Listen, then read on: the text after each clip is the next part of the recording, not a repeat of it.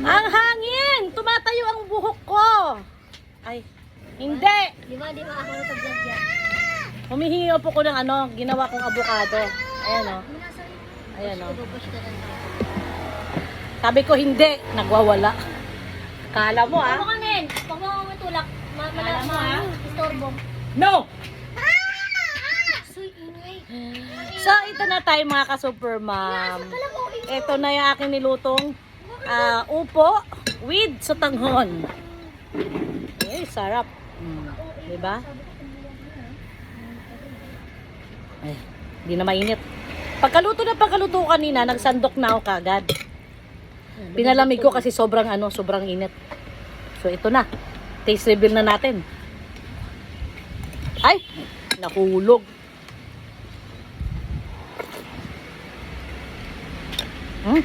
Sarap. Walang dalang ibang ano? Putak. Sarap. Wala. Sabing wala. Wala. Hindi season. Ang pinyo kaya... Wala din. Ito naman, ginawa kong ice cream na Sarap. Hindi ka nagkanin. avocado. Dala ng pamangkin ko isang araw galing Cavite. Hindi ka May nagkain? puno sila. Hindi. Sarap.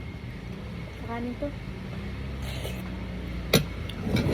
Itong upo, 2 peraso to. 60 pesos isa. So, 2 binili ko. Tapos yung ano naman, Yung langgo. yung Crunchy. sutanghon naman. Jessica, anong kalahati sa 1/4? 1/8? Ha? Ewan ko.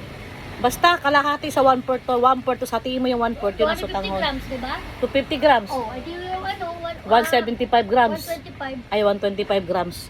Kasi pangit naman pag sobrang dami ng sutanghon. Hindi yan, masarap nga yun eh. Sarap.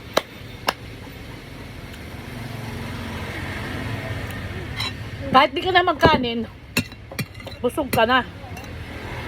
Kasi yung sutanghon, carbs na din. Pero mamaya kakain din ako ulit. Gusto ko lang magpapak. Sarap. Malutong-lutong pa yung yung upo, malutong-lutong pa yung upo. Kasi half cook na paluto na. Kaya malutong siya pag kinakagat. Sarap. Oh, sigado. Sarap. Tapos ang dessert natin, avocado. Ayan. Avocado. Tinimplahan ko lang ng condensed na Alaska, tas yellow. Ice, nilagyan ko para malamig na kagad. Kasi hindi na ako makahintay na i-rep ko pa, i-freezer ko pa. Last bite. Ay, sarap talaga.